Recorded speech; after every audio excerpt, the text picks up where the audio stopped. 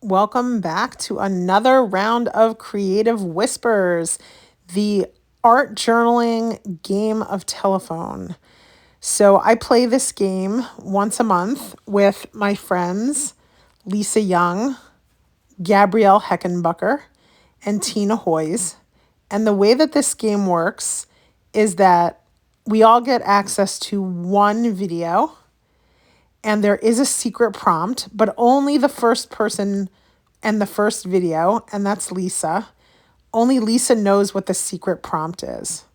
So I'm video number 2 this month. And what that means is that I have watched Lisa's video where she chose a prompt out of a jar and she filmed herself working in her art journal. Now, I then had access to Lisa's video. And in Lisa's video, which you can watch right now, and then watch this one, in Lisa's video, she did mention that the secret prompt was a supply. So that kind of gave me a big hint to use the supplies that Lisa used. And that way I could kind of cover my bases.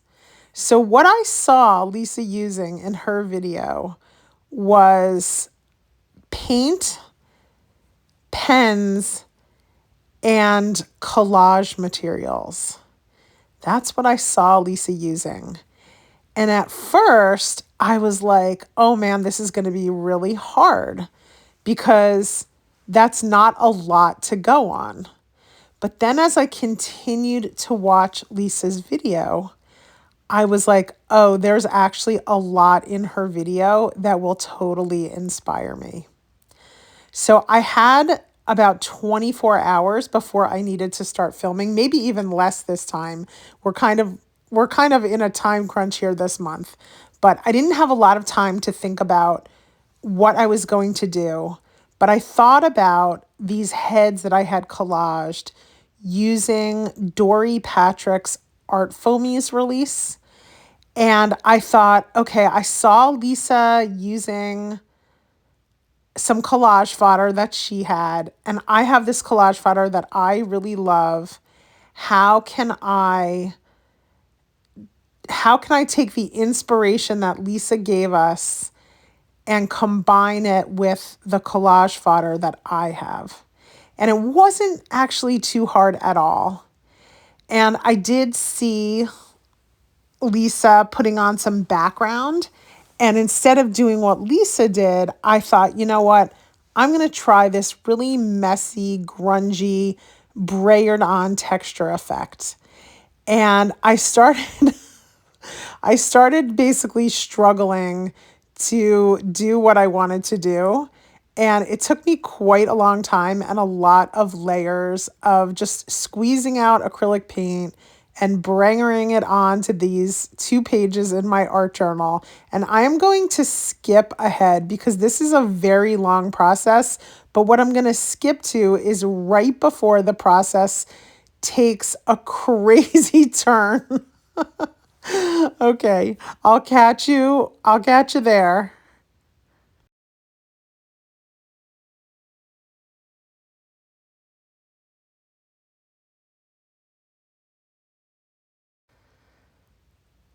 Okay, in the middle of my plan, I decide that since there is a lot of wet paint, that I'm going to go add some marks into my wet paint with a skewer.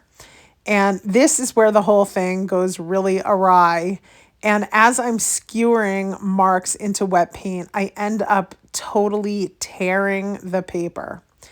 And let's see where that happens. Oh, this is where it happened. Okay, sorry, I forgot. It happened when I decided that I wanted to kind of push the marks back a little bit. Like I could just brayer on them and I would kind of make them not as prominent. And I ended up just lifting all of this paper onto the brayer that was unintentional. So I grab some matte medium and I make it worse. Okay, guys, I make it worse.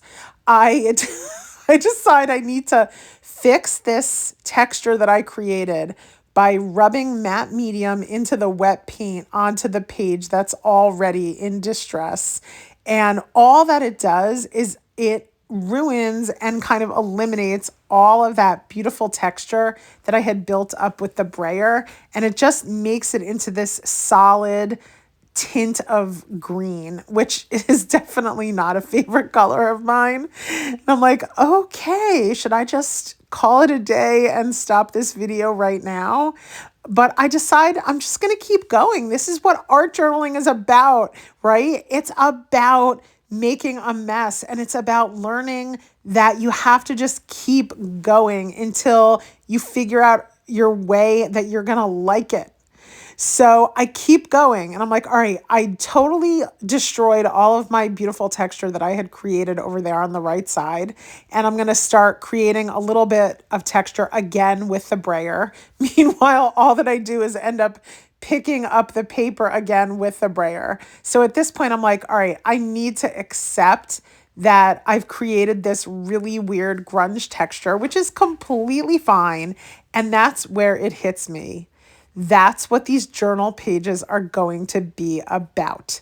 So I know from having seen Lisa's video that the supply that I'm guessing is the supply that is the prompt for this month's prompt is tied into the supply that is going to get used. I don't want to give it away what I think it is exactly, because I know that Gabrielle is going to watch this video and she has to guess what she thinks the prompt is. But I am saying it is a supply. So anyway, so I'm like, okay, this is going to be the theme. The theme of my spread is going to be imperfection and letting go, because that is truly the center of art journaling. I feel like it is. I think it's a universal theme of learning how to accept that things just do not go right all the time. So I'm like, I can't really see the splatters in the chartreuse color on top of this already mid-toned spread here. This is looking like hot garbage. Okay. So I'm like, let me put some acrylic ink, white acrylic ink, because I know that will provide contrast. And then I need to let this dry before I can move on to the next step. So I grab my amazing Ranger Heat It tool, which is really so quiet. I mean, I don't have the sound on this video because I'm doing a voiceover, but that tool is really great. And I just got it. I used to use like a 30-year-old embossing gun as my heat tool, and it made this horrible rattling noise. Anyway, I'm being really silly, but anyway, I really like this heat gun, and I dry my white paint and it takes a while, so I'm just going to skip ahead. Okay, at this point, I want to adhere my collage item onto my journal spread. And I have this idea for a composition. Of course, I had the benefit of seeing what Lisa did, but it came to me to sort of alter the composition a little bit, but really take a lot of inspiration from how she composed hers. And it's going to kind of become the whole thing that saves this spread from continuing to be like the absolute hot mess express that it started out to be. So I've got to get my collage piece stuck on there really good, and I'm just going to skip ahead because this is very boring. Now that I've got my collage piece secured onto my pages, I can get to my absolute favorite part of art journaling, hands down, which is adding hand lettering. So I'm really taking inspiration from Lisa on this and how she composed her piece. And I'm breaking down my composition into sections. Now, I'm just going to give you a little taste of the lettering, a couple different kinds of lettering that I end up doing here, but also letting you know that doing this much lettering would probably take me many hours, and I don't even have that much time in the day that I'm filming this. So I put down onto my spread what the major theme of this spread is, which is letting go and self-acceptance. And then I also am able to add a section just with a recurring sort of thought that I have. And my plan is in the coming days, which you will not end up seeing on this video, but my plan is to add a lot of my own thoughts to each of the sections. And each section takes a while because I do hand letter, so it's slow. And after I hand letter, I typically go back and I add thick lines to, so I start with like a thin line just for, a mono, it's called monoline lettering. So I start with monoline lettering and then I go back in after I monoline it and I add thick parts on all the downstrokes. So it does take a while. So I'm going to kind of give you guys like a close up on what this looks like with this. What kind of pen is this? This is a Jelly Roll pen, which they're awesome for art journaling. And yeah, so let me skip this and show you when I start doing adding the thicks. But I'm just lettering from my head. I'm just like lettering this thought that I have. And you can see that it's just barely readable on that messy, grungy background. And that's why I go in and I add the thicks. Now, some of you may be thinking, oh my gosh, this is so tedious. It takes so long to do this. But actually, for me, it's just like really meditative because it's not difficult at all. I'm not worried about, am I doing something right or wrong, or how do I compose this? I'm literally just adding thickness to each of the downstrokes in each of the letters. And I consider this to be just a very relaxing thing for my nervous system, just to put pen to paper and essentially run that pen on the paper and fill in all of those areas that I want to be thick on each of the letters. And it just is. It's a relaxing activity. After I finish some kind of small hand lettering on the spread, I realized that I want to get down on this journal spread what the major overriding theme is. And I know that for that, I want my letters to be much, much, much larger. And it probably looks like choosing this color acrylic paint marker is a bad choice for adding lettering to that background because there's no contrast between really the color of the acrylic paint that's in that pen and the background. They're both very mid-tone. But wait till you see the magic of outlining your letters with a high, high contrast pen.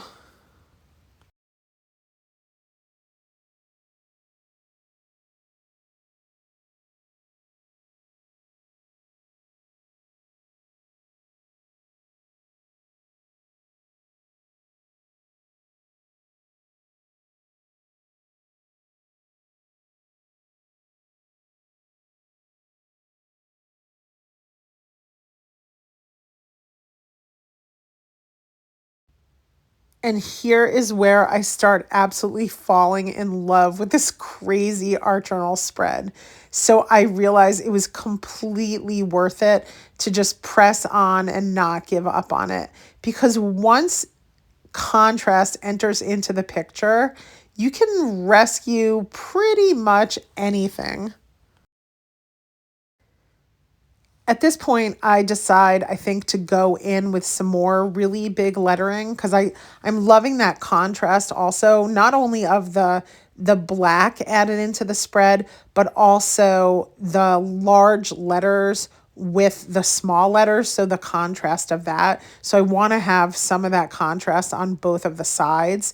So I add in some more really large lettering, and that's all I can really finish up in this session. But my plan is to go back and fill in all of those other sections with my own thoughts about things I've let go of in the last couple of years that have been really, really helpful to let go of.